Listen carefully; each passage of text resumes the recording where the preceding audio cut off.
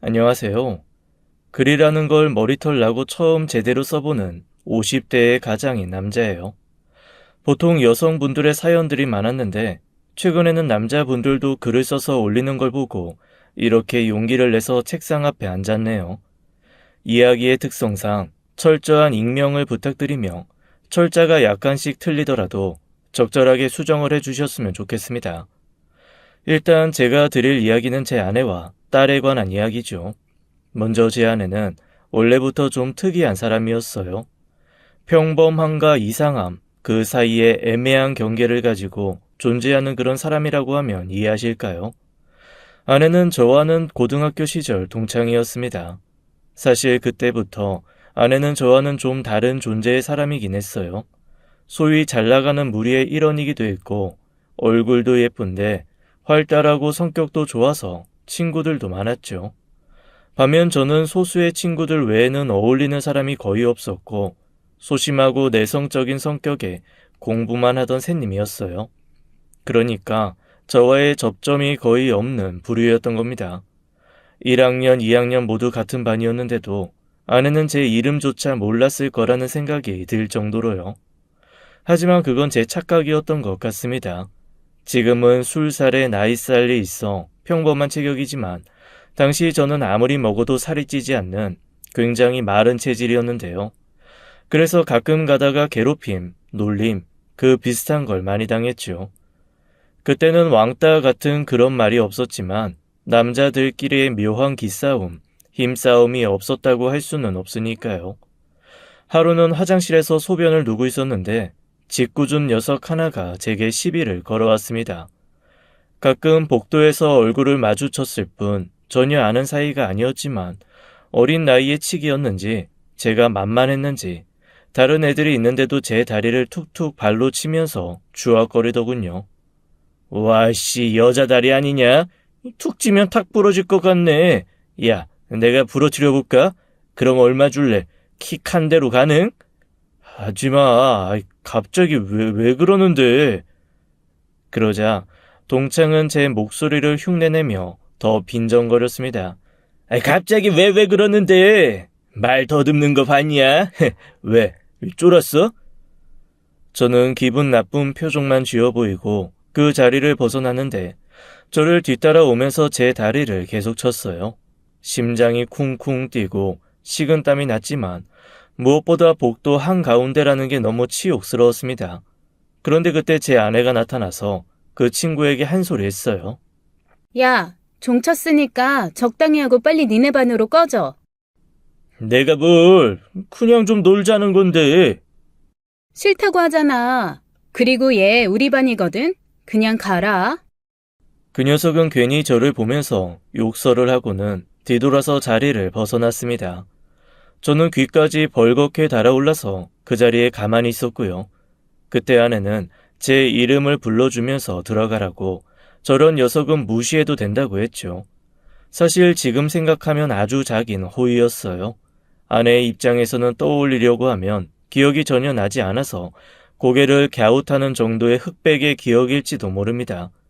하지만 제게는 그 시간 전부가 10년이 지나도 생생한 색채가 살아있는 기억이었어요. 누군가가 제게 아내가 첫사랑이냐고 하면 고개를 저었을 정도의 짧은 시간이었지만 10년이 흐른 뒤에 동창회에서 그 사람이 온다는 말에 심장이 뛰는 걸 느꼈고 저는 비로소 인정할 수밖에 없었습니다. 그 사람이 제 첫사랑이었던 걸 말이에요. 다시 저를 만난 아내는 이전과는 많이 변해 있었습니다. 어딘지 지쳐 보였고 이전의 활달함은 목소리에만 약간 남아있는 정도였어요. 저는 감히 다가가지도 못했는데 그 사람이 먼저 제게 아는 척을 했죠. 너 혹시 나 기억해? 어? 아, 그렇지. 기억하지. 너무 반갑다. 진짜. 결혼은 했어? 애인은 있고? 아, 응. 아니.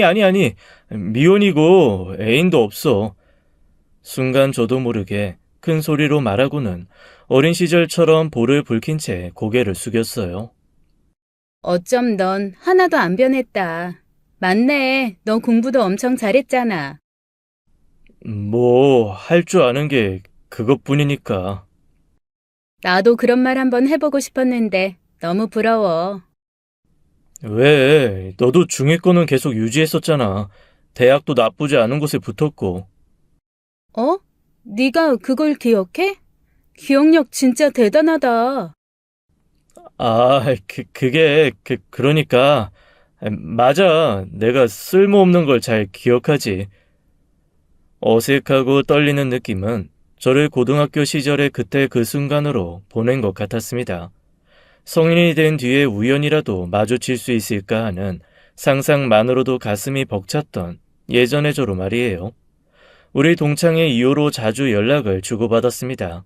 처음에는 문자로, 그 다음에는 전화로 우리 많은 이야기를 나눴고 덕분에 그 사람에 관한 많은 걸 알게 되었어요.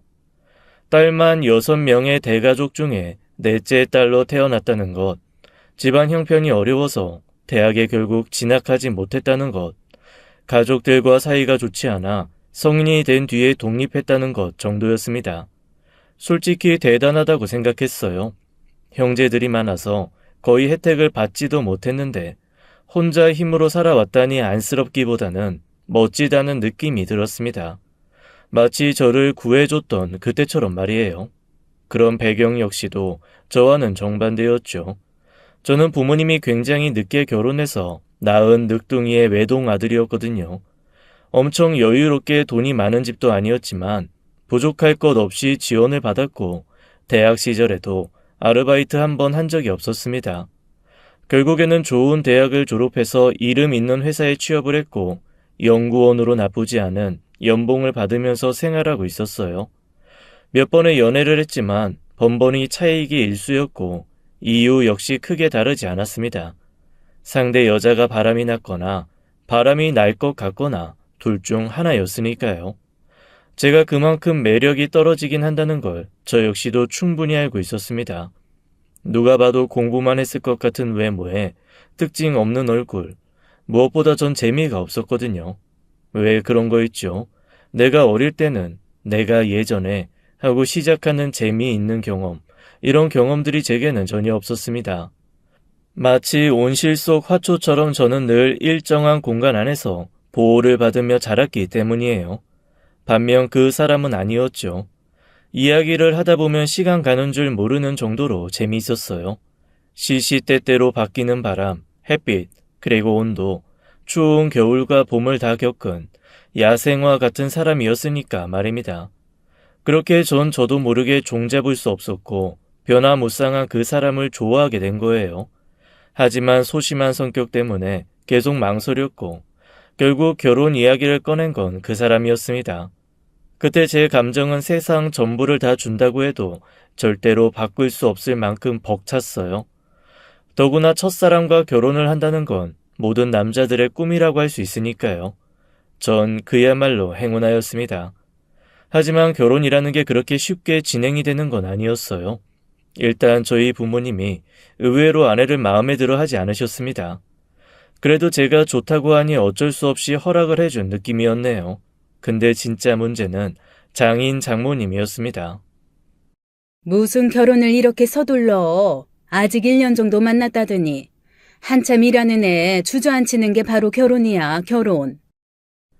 장모님, 결혼하고도 일을 그만두라고 할 생각 없고 저는 이 사람 의견에 따를 거라서요. 그 문제는 크게... 자넨 됐고, 너 말해봐. 어쩔 거야? 아직 동생들도 있고, 결혼은 둘째치고 위에 언니들은 아직 애인도 없는데, 어? 언니들 결혼할 때까지 난 결혼도 못하는 거야? 순서라는 게 있지. 그리고 넌 급한 거 없잖아. 왜 서둘러? 언제까지 기다려야 하는데? 내 나이 32이야. 알아? 엄마는 막내 나이 말고는 아무도 모르잖아. 알긴 아냐고. 어머, 얘 말하는 것 좀 봐. 지금 뭐 하자는 거야? 뭐 하자는 게 아니고, 엄마, 지금 내가 결혼을 하는 게 왜 싫은 건데? 정말 내가 성급하다고 생각하는 거야? 아니면 내가 결혼해서 큰언니처럼 애 낳고 용돈 못 줄까봐 그게 걱정되는 거야? 둘 중에 뭐냐고, 말 좀 해봐요. 저는 곁에서 분위기에 눌려서 고개를 푹 숙였고 장모님은 입술을 파르르 떨더군요. 그야 당연히 성급하다고 생각하는 거지.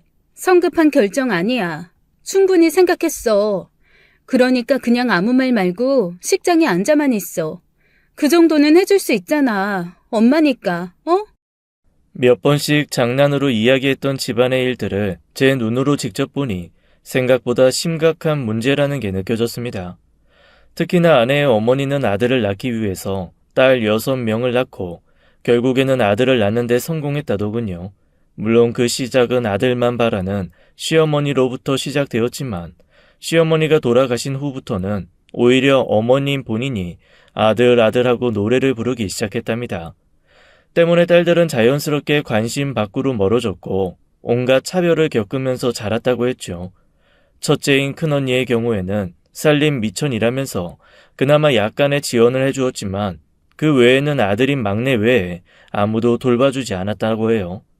결국 둘째 언니가 셋째 언니와 넷째인 아내를 돌봤고 더 어린 동생은 다시 둘째 언니 그리고 다음인 아내를 거쳐 서로가 돌봐주었다고 합니다. 문제는 성인이 된 뒤에 월급의 절반 이상을 집에 보태야 했다는 거였고요. 봤지? 우리 집이 어떤지. 정말 최악이야. 진짜 최악이라고. 아니야.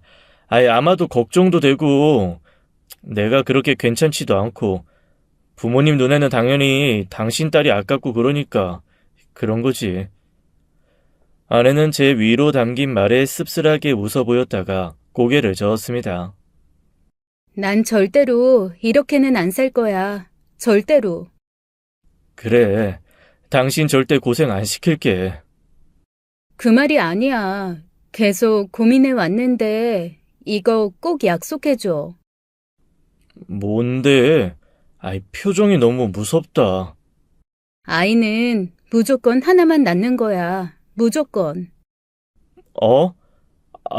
근데 저는 당연히 망설였어요.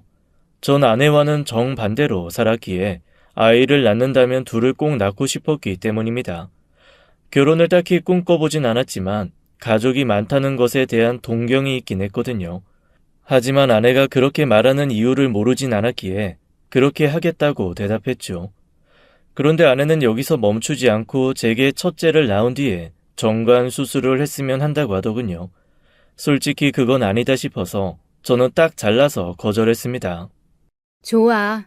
그래도 무조건 하나만 낳는 건 약속했어. 알았어. 그건 약속할게. 진짜 고마워. 딸이든 아들이든 꼭 하나만 낳아서 잘 기르자. 꼭 당신 닮아서 착하고 머리도 좋았으면 좋겠어. 그치? 에이, 날 닮으면 큰일이지. 당신을 닮아야 예쁘지. 그럼 딸이 좋겠다. 그치? 무조건 딸. 여행을 가기 전에 계획을 짤 때 느끼는 설렘이 뭔지 아시죠? 결혼 전에 아내가 생각해둔 미래에 대한 이야기를 하는 게 저는 정말 좋았어요. 인테리어는 어떤 식으로 할지, 아이의 이름은 뭐가 예쁠지, 주말에는 뭘 하면서 보낼지에 대한 상상 속 계획은 너무 완벽해 보였습니다. 이야기 속에 우리는 행복이 언제나 넘쳤어요. 하지만 그 행복은 결혼 후 아내가 아이를 가지자마자 이상한 방향으로 흘러가게 되었습니다. 불행해졌다, 달라졌다, 변했다가 아니라 이상한 방향으로 말이에요. 먼저 아내는 자신의 뱃속의 아이가 딸이라고 확신했죠. 그 다음에 아기 용품까지도 모두 딸 아이 것으로만 사들였어요. 물론 저는 혹시 아들일 가능성이 있기 때문에 너무 불필요한 물건들은 자제시키려고 했지만 아이 문제에 있어 아내는 이성적인 부분이 전혀 없는 사람처럼 굴었습니다. 임신 초기라 당연히 저 역시도 찬성하긴 했지만 회사를 그만두는 것도 그 어떤 상의 없이 혼자서 결정을 내렸고요. 좋은 것만 봐야 한다고 집에 있던 TV는 모두 없앴고 제게는 반강제적인 태교를 시키기 시작했죠. 물론 아이가 아빠 목소리를 들으면 정서 발달에 좋다는 그런 소리를 들은 적은 있어요. 그걸 이야기하는 게 아닙니다. 갑자기 교과서? 이걸 어디 쓰려고? 일종의 선행학습이지. 매일매일 당신이 읽어줘. 보통은 동화책을 읽지 않아? 내 딸은 특별해. 머리도 좋을 거야. 보통 애들이랑은 다르지. 분명히 다 이해할걸? 머리는 당신을 닮았을 거라고. 만에 하나 날 닮았어도 적당히 타고난 센스는 있을 테니 가르치면 잘할걸. 그리고 동화책 그런 것도 있어. 저기 책장에 꽂아둔 거 읽어줘. 논술에 필요한 한국 문학 백선? 여보, 이건 좀... 수학책부터 시작할까? 아니다. 영어 먼저 하자. 유별나달까? 유난스럽다고 해야 할까? 아내는 시작부터가 달랐어요. 퇴근 후에 집에 들어오면 상식 문제집과 퍼즐 문제를 끙끙거리며 풀고 있었습니다. 제가 돌아오면 저는 아내가 잠들 때까지 수학의 정석을 읽어야 했고요.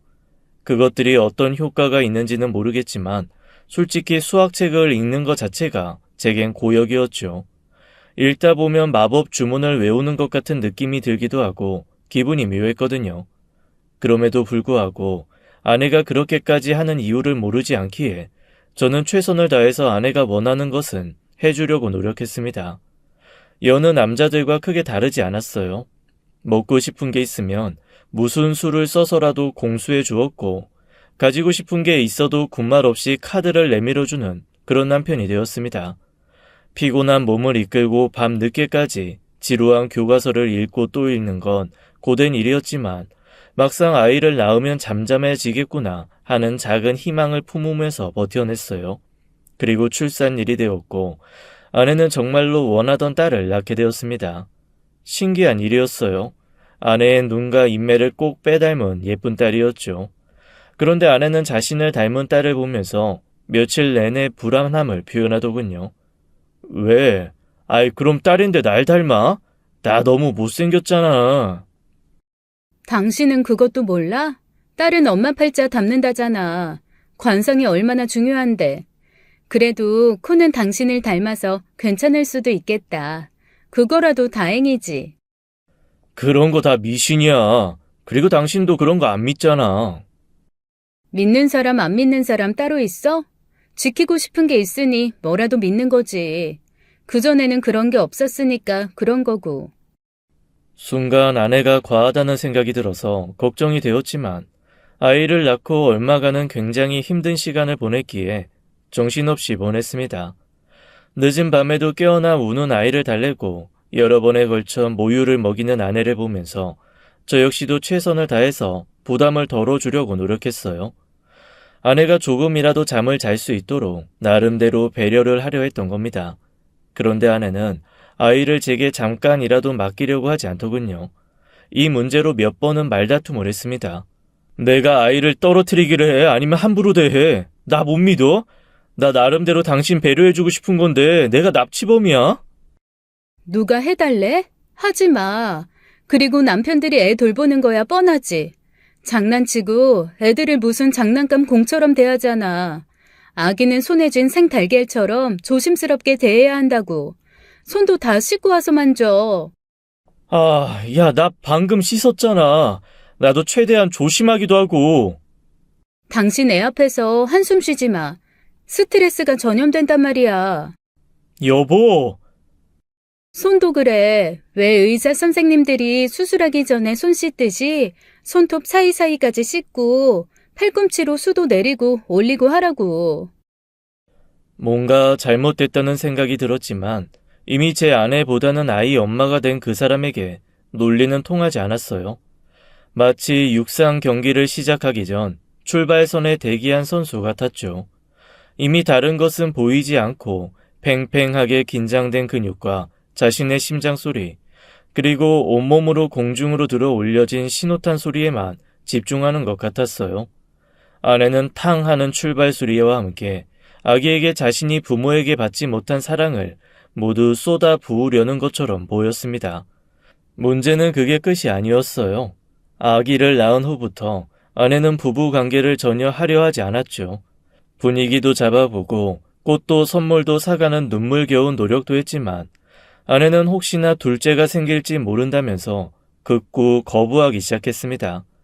100% 안전한 피임은 없다면서 제게 다시금 정관 수술을 하는 걸 권하더군요. 한참을 고민하다가 저는 아이가 3살 되던 해에 결국 정관 수술을 감행했습니다. 단순히 부부 관계를 위한 선택은 아니었어요. 솔직히 말하면 첫째 아이를 낳은 뒤 아내가 하는 교육을 보면 둘째는 감당이 절대 되지 않을 거라는 생각이 들었습니다. 무엇보다 둘째가 아들일 경우에 아내가 차별을 할지도 모른다는 공포심마저 들었어요.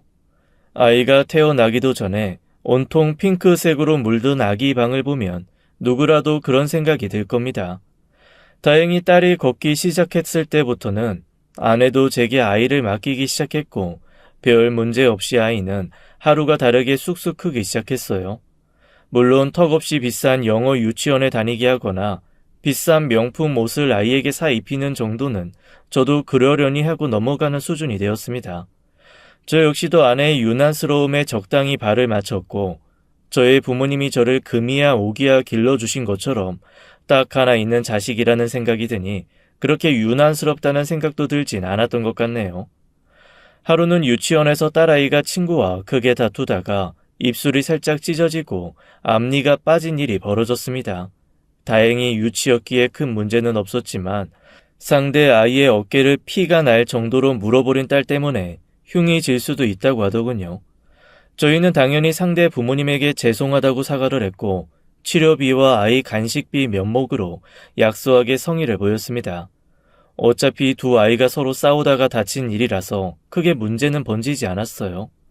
먼저 부모가 사과하라는 말에 어깨를 물린 남자애가 미안하다면서 딸에게 손을 내밀었습니다. 그런데 제 딸은 그 손을 탁 하고 쳐내더군요. 저는 너무 놀라고 당황해서 딸의 손을 잡고 남자아이의 손에 포겠죠. 얼른 너도 친구한테 미안하다고, 잘못했다고 해. 얼른. 나 잘못 안 했어. 딸은 다시금 남자아이를 밀어내더군요. 에이, 너 정말 혼날래? 얼른 사과하고 잘못했다고 해. 싫어. 싫다고. 싫단 말이야. 딸은 뒤집어지면서 울기 시작했고 아내는 딸을 안고는 다독이기 시작했습니다. 하지만 한 번 터진 울음은 멈추지 않게 계속되었고 고성까지 내지르더군요.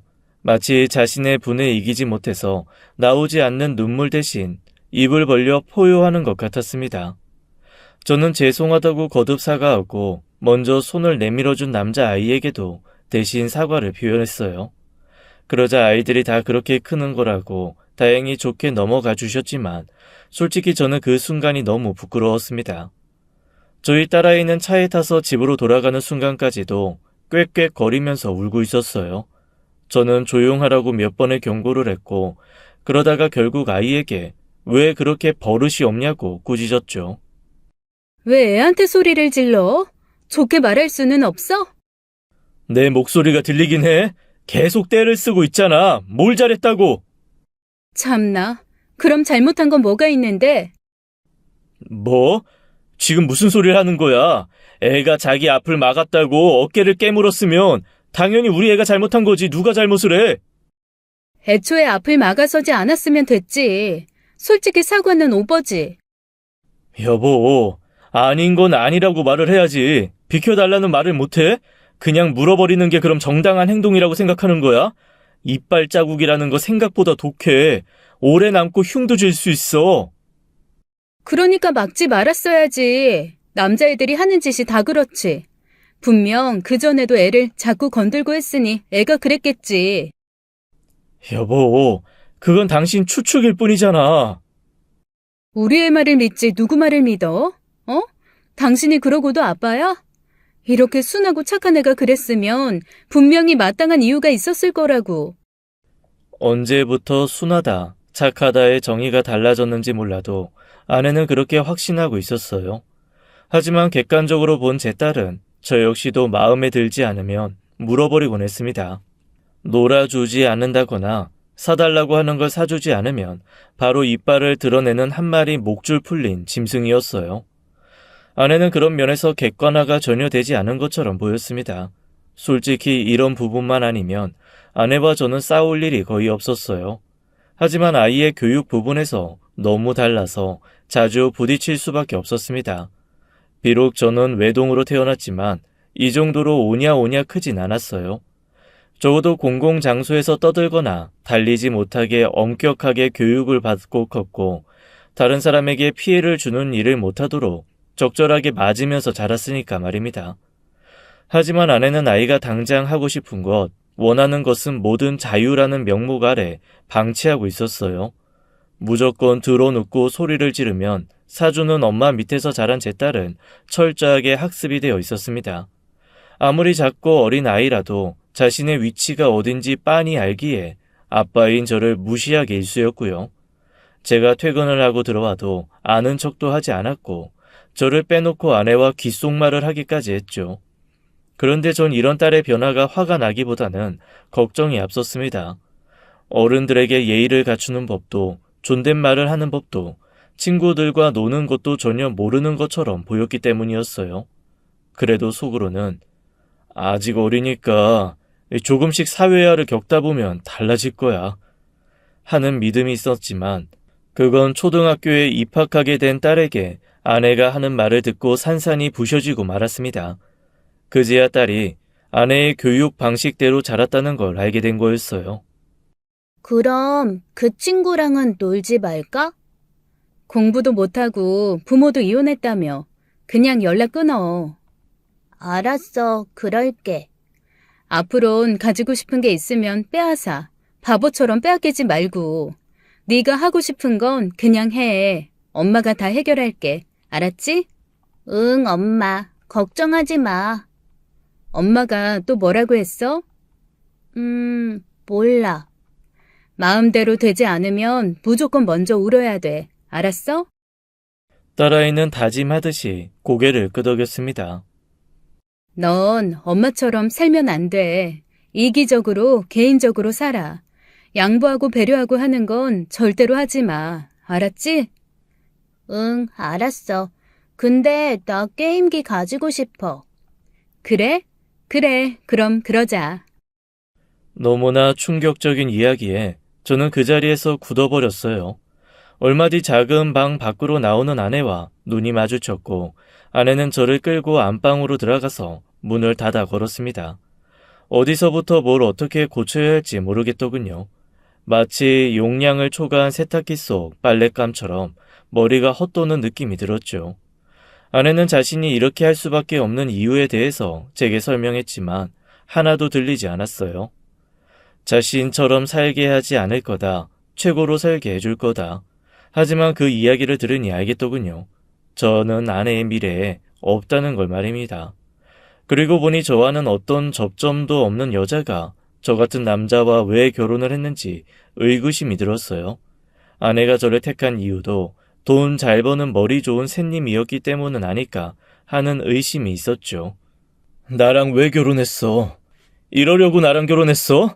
머리 좋은 아이 낳고 싶어서? 그것도 딸? 무슨 대답을 듣고 싶어서 묻는 거야? 내가 뭘 잘못했어?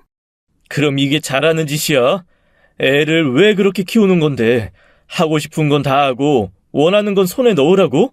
장난해? 그렇게 잘하면 애가 정상적인 사회생활 할 수 있을 것 같아? 매일 양보하고 배려하고 그렇게 살면 정상적으로 잘할 수 있고? 날 봐. 내 꼴을 보라고. 인생 자체가 들러리였어. 깍두기였다고. 난 매일 밤 내가 아들이 되길 기도했어. 왜? 그 가짜는 사랑 좀 받아보고 싶었으니까. 결국 못 받았지. 그래서 뭐라도 했어. 공부를 잘하면, 말을 잘 들으면, 돈을 벌어서 가져다 주면. 아내는 고통스러운 표정으로 고개를 저었어요. 그리고 이어 말했습니다. 난 결국 아무것도 아니었고 아무것도 받지 못했어. 그래서 내 딸은 그냥 가만히 있어도 아무것도 되지 않아도 상관없다고. 그냥 당연히 주는 부모의 사랑을 온전히 받게 하고 싶었어. 그게 잘못이야? 뭐가 나쁜 건데? 착한 아이, 밝은 아이, 그런 거 아무 소용도 없어. 사랑받지 못하고 큰 아이는 모두가 다 아니까. 아무리 빳빳하게 다린 옷을 입어도 구김살이라는 게 박혀있거든? 여보, 지금 당신이 애한테 주는 거 사랑 아니야. 그럼 뭔데? 뭐냐고? 내가 봤을 때 삐뚤어진 자기 연민일 뿐이야. 당신이 아이 망치고 있어. 아니, 당신 앞으로 애 교육에 대해서는 끼어들지 마. 내가 알아서 해. 솔직히 지쳐버렸어요. 잘못됐다는 걸 알았지만 더 이상은 아내와 싸우고 싶지도 않았죠. 이혼을 떠올리긴 했지만 그러기에는 저는 아내를 너무 사랑했고요. 그래서 제가 할 수 있는 선에서 저는 노력을 하기 시작했습니다. 근본적인 문제는 아이가 아니라 아내이기에 그 사람이 이전에 받아보지 못한 사랑을 주려고 했어요. 좋은 남편, 좋은 보호자가 되려고 아내가 아이에게 쏟는 사랑의 시간만큼 저는 아내에게 더 최선을 다했습니다. 작은 기념일 하나도 빠뜨리지 않고 챙겼고 집에 돌아오는 길에는 아내가 좋아하는 꽃을 샀어요. 이렇게 노력하다 보면 언젠간 마음의 상처도 아물지도 모른다고 생각했습니다. 하지만 그 노력을 비웃기라도 하듯 아내는 점점 도를 넘어갔고 어느덧 중학생이 된 딸아이는 아나 무인으로 굴기 시작했어요. 자신이 원하는 반찬이 없으면 젓가락을 탁 하는 소리를 내고 식탁 위로 던지기도 했으며 기분이 좋지 않다는 이유로 학교에 가지 않는 날도 많았죠. 하지만 아내는 이런 딸의 기분에 최대한 맞춰주려고 할 뿐 전혀 혼내지 않았어요. 이유는 바로 성적이 좋다는 이유였습니다. 대체 언제까지 그냥 내버려 둘 거야? 요즘 애들이 우리 때랑 같은 줄 알아? 왕따니 뭐니 심각한데. 남들한테 잘 보여서 뭐해? 고분고분 착한 아이로 보이면 뭐가 좋은데? 여보, 내가 요즘 교육 가지고 뭐라고 한 적 있어? 그 뜻이 아니잖아. 저렇게 이기적으로 자기 기분만 중요하게 생각하는데 그러다가 왕따라도 당하면 그때 당신이 책임질 거야? 이건 걱정이 되니까. 그놈의 걱정은. 매번 말만 하면 걱정이 된다 뭐 한다. 걱정 말라고. 내 딸은 나중에 커서 의사 되고 싶다고 했어. 지금을 보지 말고 미래를 보라고. 내가 봤을 때는 딱 부러진 성격이라 좋기만 한데? 예인이 버릇이니 그런 말로 애들 자율성이나 침해하는 게 더 구식이지. 창의적인 교육이 이런 거야. 미국 애들은 이렇게 싫고 좋은 거 표현하더라. 의사? 당신이라면 쟤한테 치료받고 싶어? 당신은 말을 무슨 그렇게 해? 당신 딸이야. 내가 틀렸어? 의사는 아무나 할 수 있는 줄 알아? 내 딸이 뭐가 어디가 어떤데? 머리가 좋으니 의사는 되겠지. 근데 환자가 아프다고 하면 짜증낼 것 같고 시간 되면 퇴근할 생각만 하겠지. 조금이라도 수틀리면 수술하다가 환자 그대로 두고 나가버릴 텐데 아니야? 내 아픔 하나 공감하지 못하는 의사? 난 솔직히 치료 안 받을래. 아빠라는 사람이 이렇게 말하니까 애가 당신만 보면 눈치를 보지. 진짜 당신한테 너무 실망했어. 한 번만 더 그렇게 말해봐. 이혼이야. 아내의 기준은 무조건적인 사랑이었기에 저는 늘 사랑을 주지 못하는 아빠가 될 수밖에 없었어요. 그래서인지 이혼에 관한 이야기를 꺼내는 빈도가 점점 늘어났죠. 하지만 저 역시 제 하나밖에 없는 아이를 사랑하지 않는 건 아니었어요. 다만 아내와는 그 방식이 달랐을 뿐이었습니다. 하지만 저는 얼마 가지 않아 제 걱정의 방향이 잘못되었다는 걸 깨닫게 되었어요. 저렇게 자신이 원하고 하고 싶은 것만 하려는 딸이 혹여나 왕따 피해자가 될까봐 걱정했지만 딸은 피해자가 아니라 가해자가 되었던 겁니다. 학교에 불려간 저는 상대 학부모에게 머리를 숙이고 무릎까지 꿇었어요. 그런데 아내는 딸을 끊어안고 괜찮아 괜찮아 하고 귓속말을 하고 있었습니다. 저는 그 상황이 너무 화가 났고 눈이 도는 걸 느꼈어요. 저는 구석에 앉아있는 딸을 억지로 끌어당겼습니다. 사과해. 당장! 얼른 사과하라고! 내가 왜? 내가 뭘 잘못했는데? 친구 머리카락을 잘랐잖아. 그게 잘못이 아니야? 쥐가 내 앞에서 얼쩡거리다가 교복 단추에 머리카락이 낀 거잖아. 난 저 꾀꾀거리는 소리 듣기 싫어서 잘랐어. 그게 왜 잘못이야? 그래? 그럼 다른 머리카락은 왜 잘랐는데? 처음에 조금 잘랐다고 나한테 욕을 하니까 버릇 좀 고치려고. 버릇? 네가 뭔데 버릇을 고쳐? 당장 똑바로 사과 안 해? 전교 꼴찌하는 애한테 사과? 차라리 죽고 말지. 안 해. 싫어. 딸이 제 손을 강하게 뿌리치고는 씩씩거리는 모습을 보고 있으니 이건 아니다라는 생각이 들면서 딸의 뺨을 한 대 때렸습니다. 이에 아내는 놀라서 거의 뒤집어졌고 딸은 놀라서 커다란 눈에서 눈물을 쏟아내기 시작했어요. 정신을 차린 아내는 제게 달려들어 멱살을 잡았고 저는 악에 받쳐서 딸에게 당장 사과를 하라면서 억지로 무릎을 꿇렸습니다. 한마디로 아수라장이었어요. 행복한 가족, 그런 건 없었죠. 진심이 담긴 사과를 할 사람이 없으니 대신에 적절한 보상을 약속했고 징계도 전학도 군말 없이 모두 받기로 했습니다. 그게 피해를 입은 학생에게 잘못을 사죄할 유일한 방법이었으니까 말이에요. 그러는 와중에도 딸은 전학 가기 싫다고 난리를 부렸고 아내도 제게 소리를 꽤 질렀지만 저는 하나도 신경 쓰지 않았습니다. 우리 이혼하자. 나 이렇게는 더 이상 못 살아. 뭐? 지금 당신 뭐라고 했어? 애한테 손까지 대고 이혼?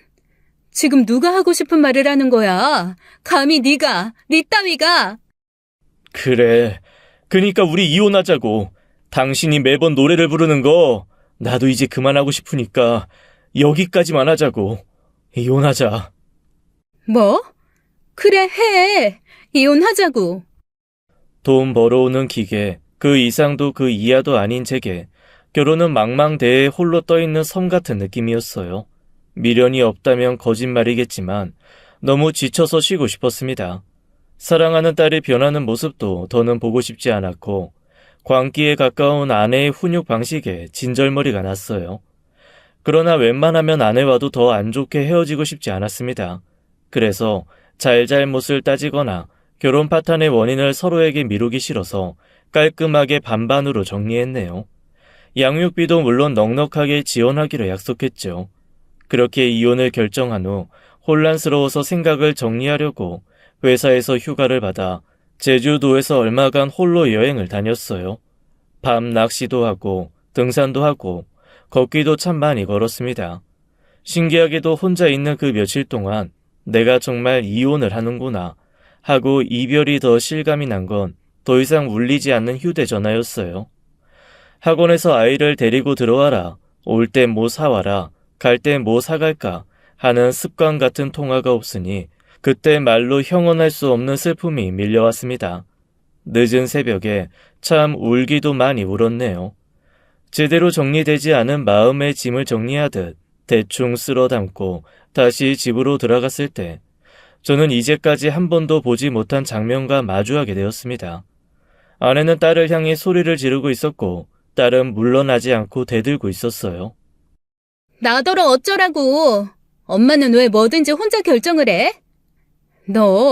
내가 너한테 이제까지 어떻게 했는데 네가 어쩜.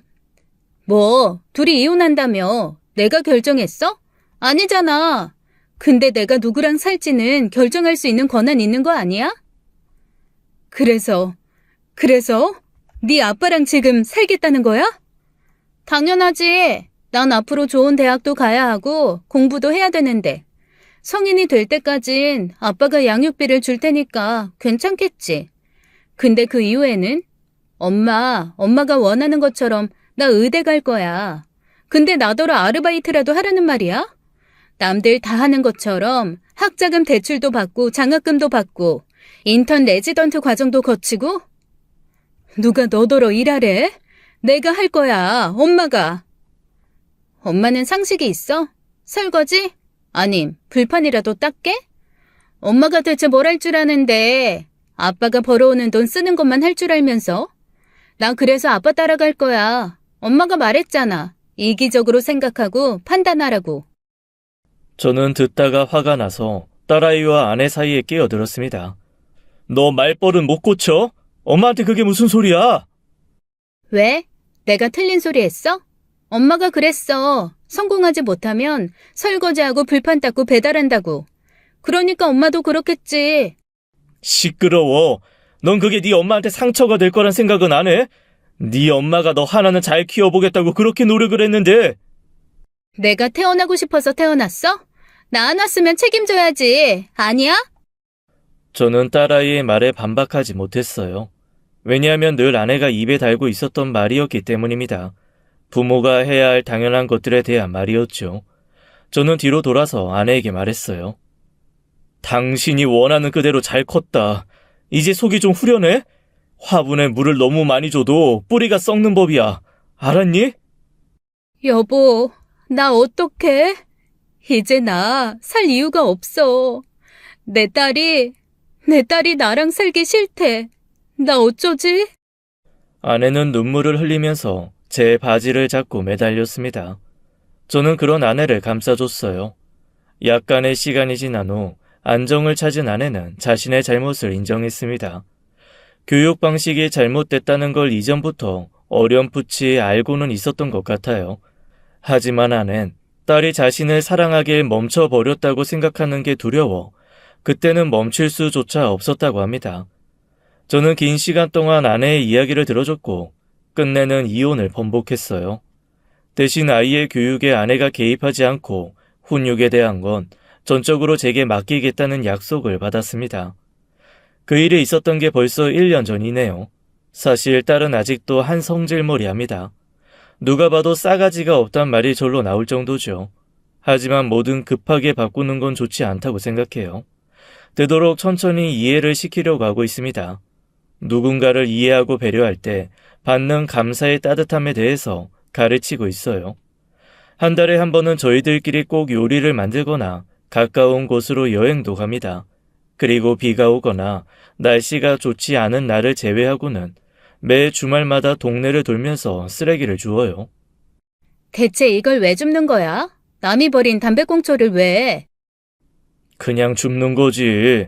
어차피 가는 길이고. 쓰레기 줍는 사람 따로 있잖아. 그 사람들이 할 일이지. 세상에 버리는 사람 따로, 줍는 사람 따로 없어. 알지? 아우, 답답해. 엄마는 뭐 이런 남자랑 만나가지고 결혼을 했어? 이달 용돈 끊기 전에 빨리 죽기나 해. 내 사랑하는 딸. 내 아버지. 왜 자식 농사는 이토록 어려운 걸까요? 저는 아직도 제가 가려는 방향이 맞는지도 모르겠습니다. 하지만 아이가 아직 어리니까 꾸준히 좋은 방향을 제시하다가 보면 나아지겠죠. 그리고 아내는 이전과는 많은 부분이 달라졌어요. 저와 함께 정신의학과를 방문해 오랫동안 쌓인 마음의 병 치료부터 시작했습니다. 처음에는 딸의 요구에 굉장히 힘들어했고 몇 번이나 다시 돌아가는데요. 정신과 선생님의 상담을 통해 다른 일에 몰두하는 걸 권유받아서 새로운 일을 시작하게 되었습니다. 물론 저는 완전 적극적으로 지지해줬고요. 딸과의 생활, 시간, 공간이 분리되니 이전보다 훨씬 부드러워졌고 딸에게도 이전처럼 집착하지 않게 되었습니다. 한 번은 딸이 밥을 먹지 않는다고 하니 밥상을 싹 치워버린 적도 있을 정도로요. 농담이긴 해도 한 번씩 딸이 못된 말을 하면 예절 학교에 보낸다든가 해병대 체험을 보낸다는 말도 했습니다. 하지만 그 중에 가장 큰 변화는 저를 가장 우선으로 생각해 주려는 거죠. 아내가 그리는 미래에는 제가 늘 그 중심에 있고요. 저는 지금 굉장히 행복합니다. 이 행복을 유지하기 위해서는 꾸준히 제가 부모님께 받은 사랑을 물려주려고요. 과하지도 모자라지도 않게 말입니다. 마지막으로 제 서툰 이야기를 들어준 시청자분들의 가정에도 행복이 깃들길 기도하겠습니다.